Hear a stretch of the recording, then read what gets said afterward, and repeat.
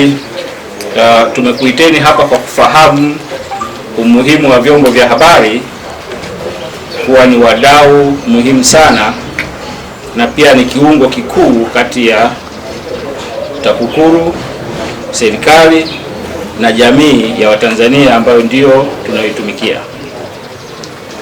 Bila kufikisha habari kwa wananchi kupitia vyombo vya habari, wananchi na wadau wetu hawawezi kufahamu mambo yafuatayo. La kwanza, hawezi kufahamu jitihada zinazofanywa na serikali ya awamu ya 5 katika kuzuia na kupambana na rushwa. Pili, jamii haiwezi kufahamu rushwa ni nini na madhara yake kwa jamii nzima. Na tatu, wananchi hawawezi kufahamu nini haki zao na ni wapi wafikishe malalamiko yao dhidi ya rushwa. Na nne, jamii haiwezi kupata fursa ya kushirikishwa katika mapambano dhidi ya rushwa. Hivyo basi, kutokana na umuhimu huu, ni vyema na ni muhimu zaidi kukutana nanyi waandishi wa habari ili kuweza kutoa taarifa ya utendaji wa kazi za TAKUKURU kwa kipindi cha miezi mitatu. Mtakumbuka tulifanya kipindi cha kwanza cha Julai mpaka Septemba, tukafanya kipindi cha Oktoba mpaka Disemba, na taarifa ya leo inachukua kipindi cha Januari mpaka mwezi Machi, miezi mitatu au robo ya 3 ya mwaka. Alafu tutakuja kukutana tena Juni kwa ajili ya taarifa hiyo. Taarifa yangu imegawanyika katika maeneo makubwa matatu. Eneo la kwanza ni udhibiti, eneo la pili ni uchunguzi na uelimishaji, na eneo la tatu ni mikakati ya TAKUKURU katika kipindi kijacho, hasa sana namna gani TAKUKURU tumejipanga kuelekea uchaguzi mkuu wa mwaka 2020. Ndugu wanahabari, TAKUKURU mkoa wa Songwe katika dawati lake la udhibiti fedha za serikali imeweza kufuatilia miradi yenye thamani ya shilingi bilioni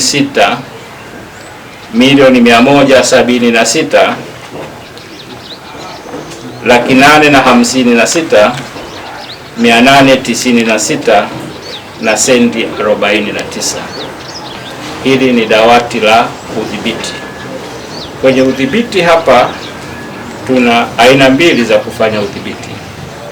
Aina ya kwanza ni kufanya uchambuzi wa mifumo mbalimbali kwa lengo la kubaini kama mifumo ile ya uendeshaji serikali ina mianya ya rushwa au la, na pale tunapobaini kama ina mianya ya rushwa, basi ni kushauri taasisi husika kuweza kuziba mianya ile ili rushwa isitokee. Lakini udhibiti eneo la pili ni kufuatilia fedha zote za serikali zinazoletwa katika mkoa wetu wa Songwe kwa ajili ya miradi ya maendeleo. Fedha hizo zinaletwa kwa awamu. Kwa hiyo ni jukumu la TAKUKURU kujua fedha zote zimeletwa ni kiasi gani na ni kwa ajili ya shughuli gani, na kwenda kukagua miradi ile kama imetekelezwa kwa kiwango kilichokusudiwa. Hivyo basi, katika kipindi hiki cha Januari mpaka mwezi Machi tuliweza kufuatilia miradi yenye thamani ya shilingi bilioni 6,176,856 na senti 49. Katika fedha hizo tumeweza kuokoa shilingi milioni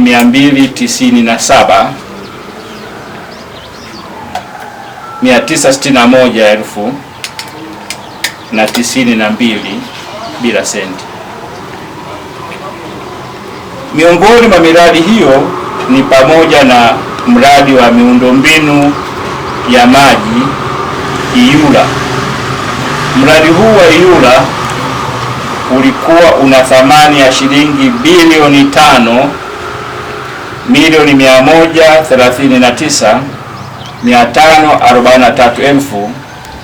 5,139,543,867 na sendi 69.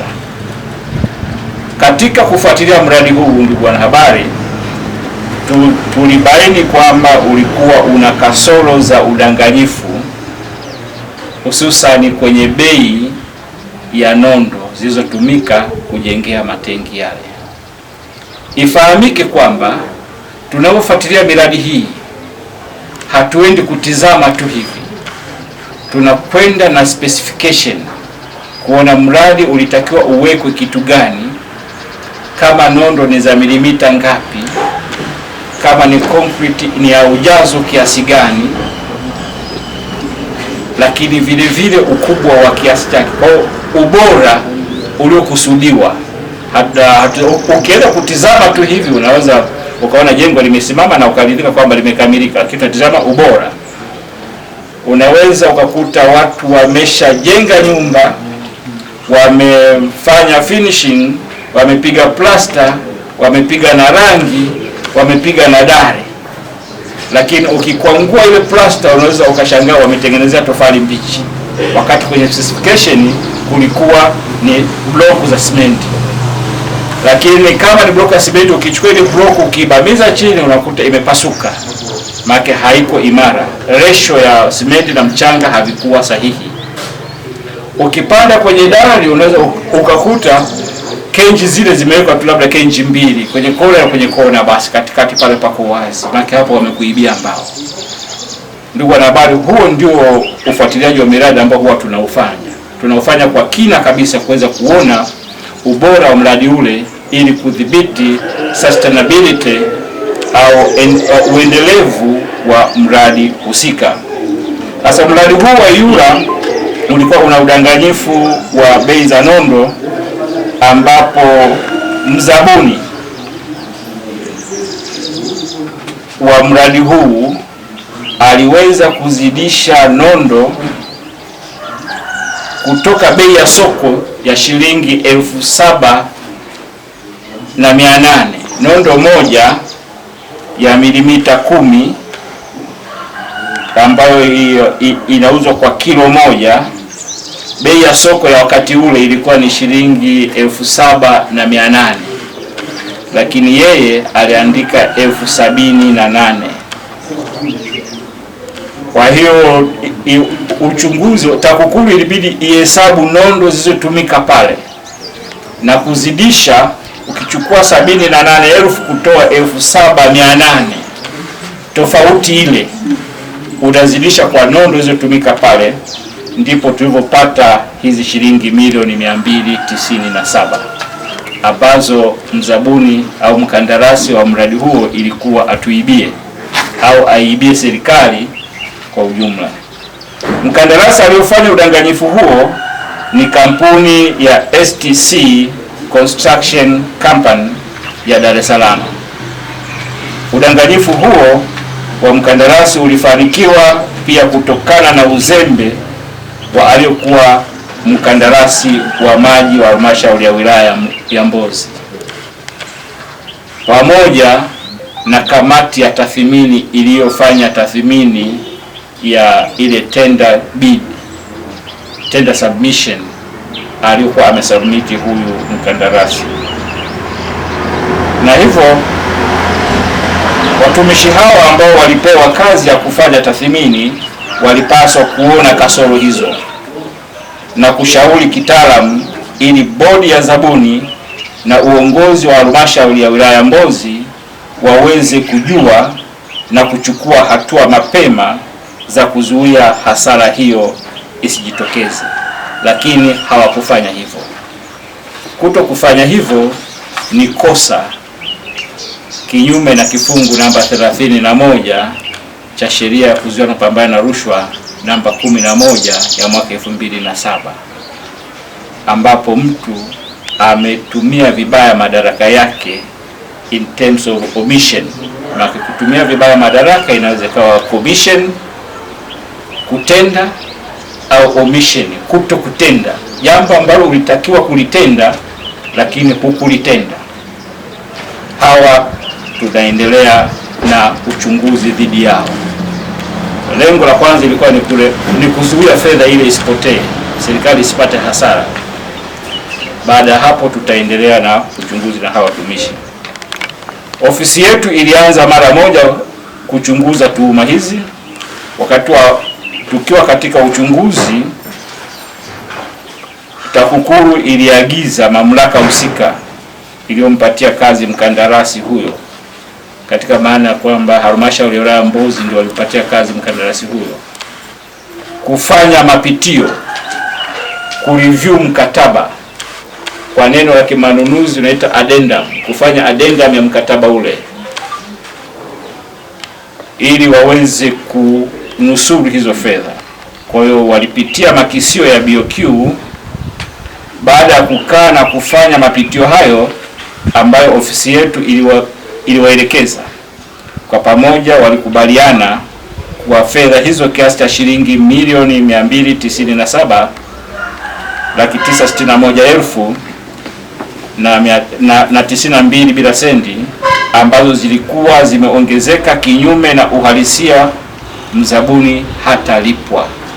Wamekubaliana pande zote mbili, katika maana ya mwajiri, halmashauri ya Mbozi, na mkandarasi huyo, kwamba hizi fedha ambazo zimezidi hatalipwa, amalizie kazi iliyobaki, lakini fedha hizi milioni 200 hatalipwa. Na ndio maana leo tutasimama hapa na kuhabarisha umma wa Tanzania na umma wa Wanasongwe kwamba fedha hizi tumeshazizuia. Ndio maana sasa tumeziokoa. Kuokoa fedha kuna njia mbili. Unaweza ukaokoa fedha ambayo ilikuwa imeshaliwa tayari, ukamdai yule mtu aliyokula fedha, ukazirejesha, kama tulivyofanya kwenye taarifa yetu ile ya mwezi Februari, zile milioni 200, kwamba watu walikuwa wameshazila tayari, tukawabana wazirejeshe. Lakini kuna kuokoa fedha ambazo zinategemewa kuliwa, hazijatolewa, ndio hizi hapa. Miradi mingine iliyotembelewa ni ujenzi wa ofisi ya wakala wa huduma za misitu TFS, pamoja na nyumba ya watumishi yenye thamani ya shilingi milioni 7, yenye thamani ya Laki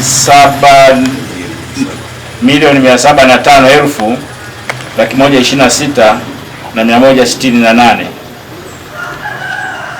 Pia tumeweza kukagua miradi ya vyumba vitatu vya madarasa katika shule ya Kakoma. Mradi huu una thamani ya shilingi milioni 40, ipo wilaya ya Ileje. Mradi wa ukamilishaji vyumba vya madarasa katika shule ya sekondari Mwakakati wenye thamani ya shilingi milioni 13, pamoja na ujenzi wa vyumba vitatu vya madarasa katika shule ya msingi Sogea wenye thamani ya shilingi milioni 60 iliyopo halmashauri ya mji Tunduma. Mradi wa ujenzi wa vyumba viwili pamoja na ofisi 4 za walimu wenye thamani ya shilingi milioni 25 katika shule ya sekondari Saza, pamoja na mradi wa ujenzi wa nyumba ya vyumba viwili pamoja na ofisi ya walimu wenye thamani ya shilingi milioni 25 katika shule ya sekondari Maweni zilizopo wilayani Songwe. Vile vile tumefanya ukaguzi katika ukamilishaji wa ujenzi wa vyumba viwili vya madarasa katika shule ya sekondari Nzoka wenye thamani ya shilingi milioni 14, pamoja na ujenzi wa ukarabati wa zahanati wa kijiji cha Isanga wenye thamani ya shilingi milioni 154,209,000 na shilingi 82 na sendi 50 katika wilaya ya Momba. Katika miradi hii yote ipo ambayo tayari imekamilika na mingine ujenzi unaendelea, lakini yote ujenzi wake upo katika hatua nzuri. Tunafahamu kwamba kuna miradi mingi inatekelezwa katika mkoa wetu wa Songwe, lakini kutokana na rasilimali watu, rasilimali muda hatukuweza kupitia miradi yote kwa kipindi hiki cha miezi mitatu. Kutokana na mipango yetu ya utendaji kazi wa miezi mitatu, tuliweza kupitia hiyo miradi ya bilioni 6 na milioni kadhaa. Ndugu wanahabari, katika kipindi husika TAKUKURU pia iliendelea na majukumu yake mengine, ambapo katika uchunguzi na mashtaka ofisi yetu ilipokea jumla ya taarifa 54. Taarifa hizi zilihusiana na malalamiko ya vitendo vya rushwa. Kati ya malalamiko hayo, malalamiko 20 ambayo ni sawa na 37% yalipokelewa kutoka kwa wananchi kwa kufika moja kwa moja ofisini kwetu, na malalamiko 15 ambayo ni sawa na 27.8 yalipokelewa kwa njia ya simu, wakati malalamiko 12 ambayo ni sawa na 22.2 yalipokelewa kutoka vyanzo vingine, na malalamiko 7 ambayo ni sawa na 12.9 yalipokelewa kwa njia ya barua. Pia tumeendelea kuendesha kesi zetu 9 zinazoendelea kusikilizwa katika mahakama za wilaya ya Mbozi na wilaya ya Momba iliyopo pale Chapwa, pamoja na mahakama ya mkoa wetu wa Songwe. Ndugu wanahabari, kesi kwa upande wa uendeshaji mashtaka mahakamani tumeweza kuongeza idadi ya kesi. Nakumbuka mkoa wetu ulivyoanzishwa mwaka 2016 kulikuwa hamna kesi hata moja, lakini kwa kipindi hiki cha miaka mitatu tumeweza kupata kesi 9, na upatikanaji wa kesi 9 is a process, ni kazi ya muda mrefu. Uchunguzi huweza kuchukua muda mrefu, unaweza kuchukua miezi mitatu mpaka miezi 6, wengine mpaka mwaka mzima ndio uweze kupata kesi. Maana hatutegemei kupeleka kesi ambayo hatujakamilisha ushahidi. TAKUKURU tunafanya uchunguzi mpaka tukamilishe ushahidi na tupeleke jalada la uchunguzi huo kwa mwendesha mashtaka mkurugenzi wa mashtaka Tanzania DPP, ili tuweze kupata kibali, au kwa kushirikiana na ofisi ya mwanasheria wa kanda, ili naye apitie uchunguzi ule. Akisharidhika na ushahidi uliopatikana, aweza akaturuhusu kufungua kesi mahakamani. Katika uelimishaji, tumeweza kuelimisha umma kuhusu madhara ya rushwa na namna wananchi wanaweza kushiriki katika mapambano dhidi ya rushwa. Kazi ambazo zimefanyika katika kipindi hiki cha Januari mpaka Machi 2020 ni kutoa semina kwa walimu walezi wa vilabu vya wapinga rushwa wa shule za sekondari zote za mkoa wa Songwe. Semina hii ilijumuisha maafisa elimu sekondari ngazi za mkoa pamoja na maafisa elimu sekondari ngazi za wilaya na walezi wa vilabu vya wapinga rushwa katika mkoa wa Songwe. Lakini pamoja na kutumia vilabu hivi, lengo la semina ile ilikuwa ni kuwezesha hawa walimu wajue wajibu wao wa kuvilea vilabu vile, kwa sababu siku zote tumekuwa tukieleza kwamba tumefungua vilabu kadhaa, tumeimarisha vilabu kadhaa, lakini sisi TAKUKURU hatuko kule mashuleni. Kwa hiyo tutategemea wale walimu ambao ndio walezi wa vilabu vile wawe bega kwa bega kila siku na wale vijana, ili kuweza kuwajengea uzalendo.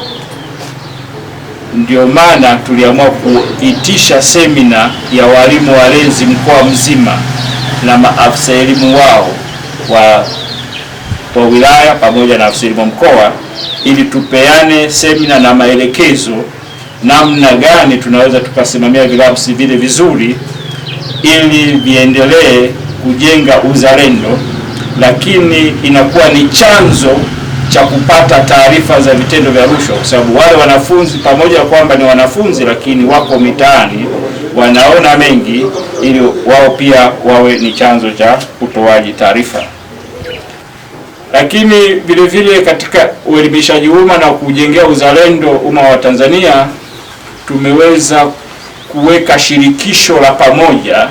Hili sasa ni la kitaifa, tulifanya kitaifa, shirikisho la pamoja la TAKUKURU na Skauti. Hiyo tulitoka na slogan moja inaitwa TAKUSKA. Yaani TAKUSKA maana yake kirefu chake ni TAKUKURU na Skauti.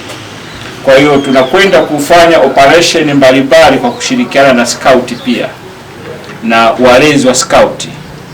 Kwa hiyo tulikutana jijini Dodoma pale, wakuu wa TAKUKURU mikoa yote ya Tanzania bara pamoja na makamishna wa TAKUKURU mikoa yote pamoja na walezi wadhamini wa Skauti. Najua mlezi wa Skauti ni Mheshimiwa Rais wa Jamhuri ya Muungano wa Tanzania, lakini makamishna wa Skauti Tanzania ni Dr. Salim Ahmed Salim, Alhaji Ali Hassan Mwinyi na Askofu Mkuu Nyaisonga. Kwa hiyo tulikutana nao pale, tukaweka mikakati kwamba kwa sababu uskauti ni uzalendo, unahitaji kutumia pia hawa vijana wa Skauti kuleta uzalendo katika maeneo walionayo pamoja na shughuli zao za uskauti. Mtakumbuka tarehe hiyo 15 mwezi wa pili 2020 tulikupeni taarifa tukiujulisha umma kwamba tumerejesha mamilioni ya fedha za AMCOS pamoja na hela mbichi. Lakini tumefanya uchambuzi wa mfumo.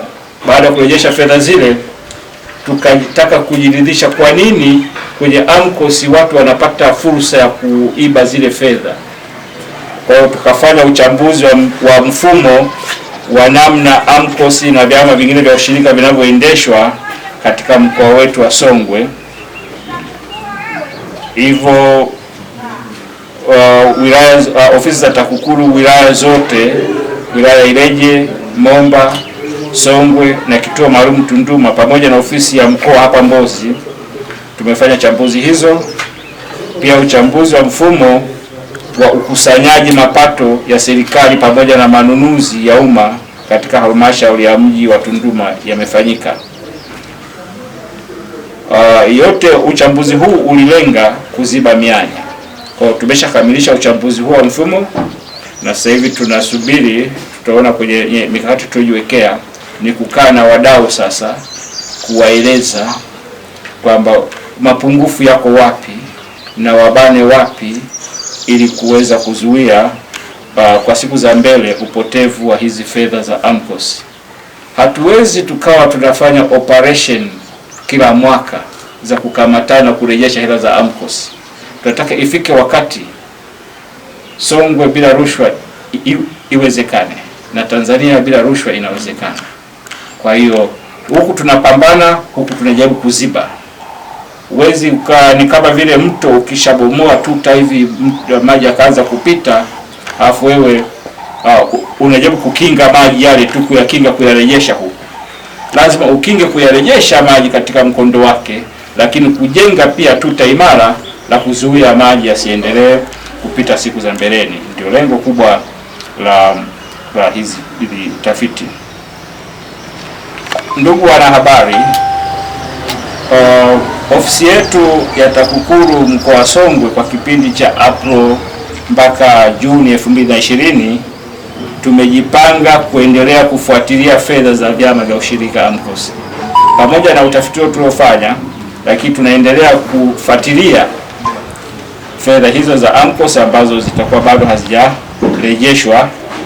Pia tunaendelea kufuatilia mapato ya halmashauri yaliyokusanywa na watumishi kwa njia ya posi, lakini hawajaziwasilisha benki wala kwenye mamlaka husika. Pia kwa kipindi hiki tumejipanga kuelimisha wananchi kuhusu madhara ya rushwa katika uchaguzi kwa kuzingatia kwamba mwaka huu mwishoni kutakuwa na uchaguzi mkuu wa kuchagua madiwani, wabunge pamoja na rais. Sasa tunafanyaje katika shughuli nzima ya kushughulika na uchaguzi? Kuna masuala mengi ambayo watu wamekuwa wakijiuliza kwamba ni matendo yapi yanatokea katika uchaguzi. Nategemea nyinyi waandishi wa habari pamoja na wananchi kwa ujumla wake mtakuwa mstari wa mbele katika kutuletea taarifa za vitendo vya rushwa wakati wa uchaguzi. Lakini ili wananchi waweze kuelewa kwamba ni nini rushwa kwenye uchaguzi na nini si rushwa kwenye uchaguzi, wanatakiwa kufahamu mustakabali mzima wa sheria namba 6, sheria ya uchaguzi au sheria ya gharama za uchaguzi namba 6 ya mwaka 2010. Sheria ile imetaja bayana wazi kabisa kwamba kitendo hiki hakitakiwi katika uchaguzi na hiki kinaruhusiwa. Na asema haya kusudi umma wa Wanasongwe na Watanzania kwa ujumla wake waweze kufahamu kwamba mambo yanayofanyika mitaani huko waweze kuyatathmini kwamba jambo hili ni rushwa na hili sio rushwa. Kwa kushirikiana nanyi tungependa kuwakumbusha wananchi mambo muhimu kadhaa yanayohusu swala zima la uchaguzi. Tunafanya hivi kwa kuwa tayari yapo mambo mengi ya sintofahamu ambayo tayari yameanza kujitokeza majimboni na taarifa zake kubainishwa wa serikali na wala si wabunge katika maeneo husika, lakini tayari wameanza kukusanya wananchi na kuzungumza nao maneno ya ushawishi. Watu kama hao TAKUKURU itawashughulikia kwa mujibu wa sheria. Lakini kwa upande wa watumishi wa serikali hawapaswi kuingia kwenye shughuli za kisiasa zenye lengo la kutaka kuchaguliwa akiwa bado ni mtumishi wa serikali. Hii ni kwa mujibu wa kifungu namba 72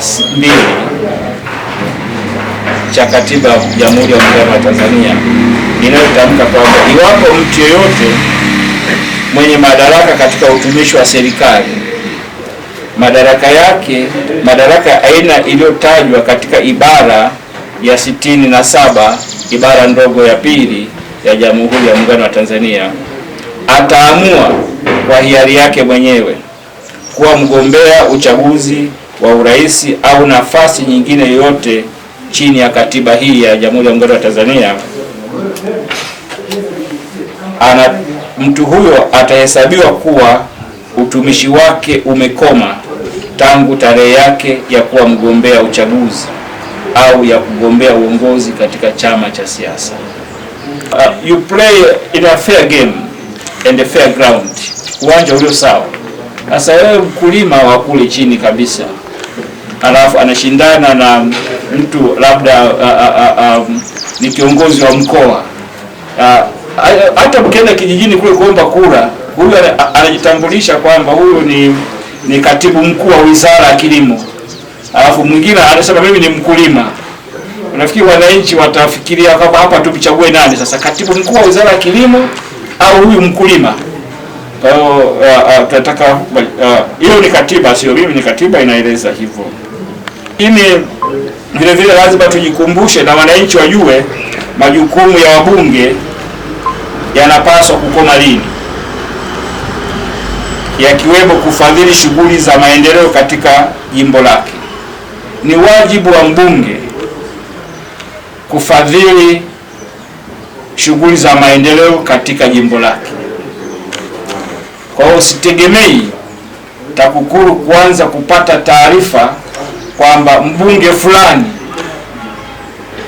anahonga kule, amepeleka mifuko ya simenti, mbunge fulani kapeleka hiki sehemu fulani, alimradi kitu kile ni cha maendeleo ya jamii, na muda huu ni bado muda wake wa ubunge, basi hiyo haitahesabika kama ni rushwa.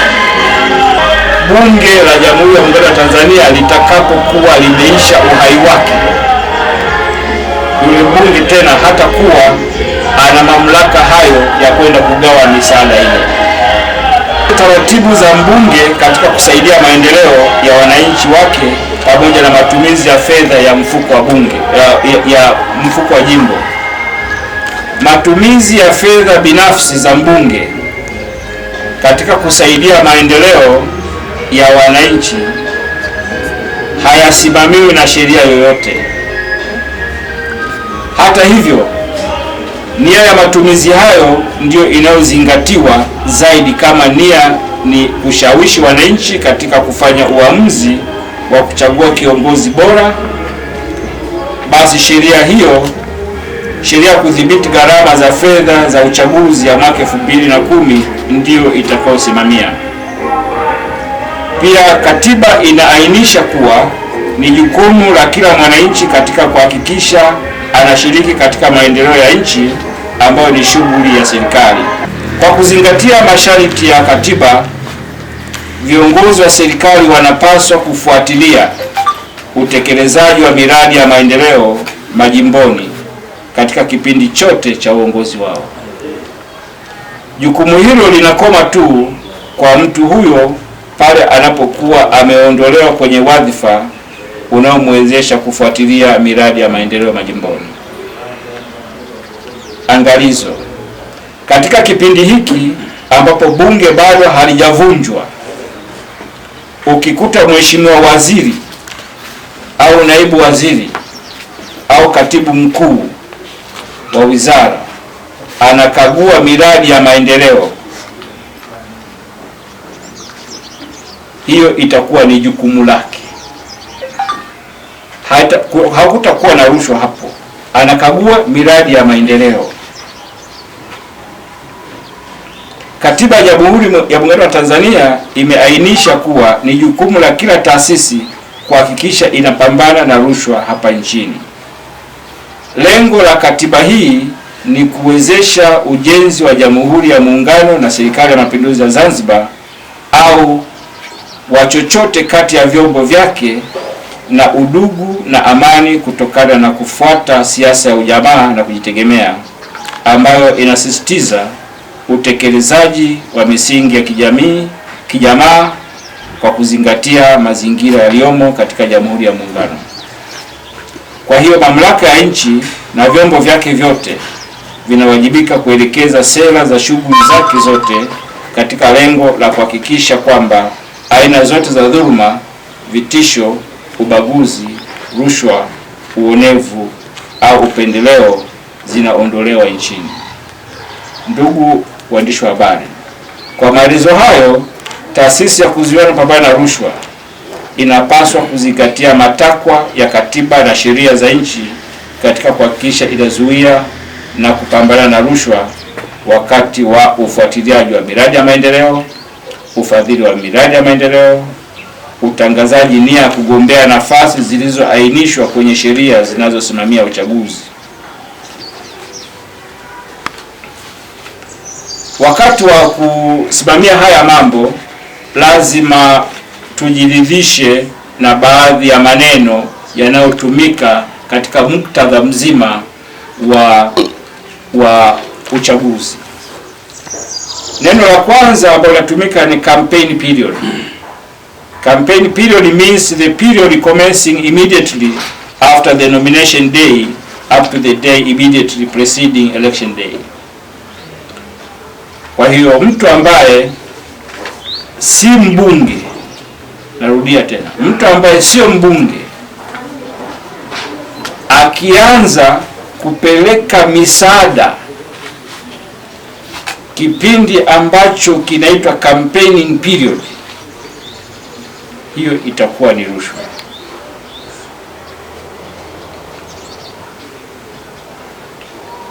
Neno la pili ni election. Election means the act of selecting by vote a person from among a number of candidates to fill a vacancy in the office of the president, a member of parliament, conducted under the National Election Act or a councillor conducted under the Local Authority Elections Act, and includes the nomination process. Nomination day means a day appointed for the nomination of the candidates in a contested election for the office of the President, the Vice President, a Member of Parliament, or a councillor. Nomination process means the process by whatever procedure whereby a political party invites persons who wish to be sponsored by any of such political parties to stand as candidate in the election. Prohibited practices. Prohibited practice means any offense mentioned in and punishable under the provisions of Part 5 of the Election Expenses Act number 2010. Kwa hiyo basi, kwa kuzingatia masharti ya Part 5 ya sheria ya kudhibiti gharama za uchaguzi namba 6 ya mwaka 2010, TAKUKURU itahakikisha inazuia rushwa na kupambana nayo wakati wote, na hasa wakati wa uteuzi wa wagombea ndani ya vyama, wakati wa uteuzi unaofanywa na Tume ya Uchaguzi, na wakati wa uchaguzi wenyewe, yani kupiga kura, kuhesabu kura na kutangaza matokeo. Ndugu wanahabari, Taasisi ya Kuzuia na Kupambana na Rushwa inakemea harakati zote zinazofanyika mapema kabla ya kipenga cha uchaguzi kuanza. Kipenga hiki cha uchaguzi ni tarehe ambayo inatangazwa na Tume ya Uchaguzi. Kwa hiyo tusingependa kuona kuna watu wameshaanza kupiga kampeni mapema. Nimeeleza hapo awali kwamba tuwaachie walioko kwenye madaraka watekeleze majukumu yao, kwa sababu ni haki yao ya kikatiba, wabunge, mpaka tarehe ambapo bunge litavunjwa. Lakini wale ambao sio wabunge wasubiri kipenga kitakapopulizwa na Tume ya Uchaguzi, ndio tukutane huko barabarani. Swala hatua hii ya kuanza kufanya kampeni kabla ya kipenga cha kuanza kampeni kupulizwa ikomeshwe, kwani tunataka uchaguzi huu wa viongozi ufanyike vizuri bila kuwa hata na harufu ya uwepo wa vitendo vya rushwa. Lakini mapambano haya ya kuzuia rushwa kwenye uchaguzi, kama nilivyoeleza hapo juu, tunawategemeeni nyie waandishi wa habari pia, kwa sababu nyie ndio mnaoweza kukusanya habari kutoka katika makundi mbalimbali na kuweza kuzipeleka katika vyombo vyenu, yaweze kuchapwa kwenye magazeti, kurushwa kwenye television na kurushwa kwenye redio zenu, ili wananchi waweze kuelewa. Kwa hiyo mna mchango mkubwa sana. Vile vile waandishi wa habari ni watu muhimu sana katika kuupa uzito wa hali ya juu wa mapambano dhidi ya rushwa, kwa vile nyie mnaishi pamoja na wananchi hao. Ukiacha kurusha katika vyombo vyenu vya habari taarifa hizo za uelimishaji umma, lakini kama wanajamii mmoja katika maeneo yake anaweza akaendelea kuwaelimisha wananchi. Mtazamaji wa J Online TV, ili uwe kwanza kupata habari kutoka JTV, subscribe kisha like, halafu bonyeza kengele hapo chini ili uwe wa kwanza kupata taarifa pindi habari mpya inapokuwa imewadia.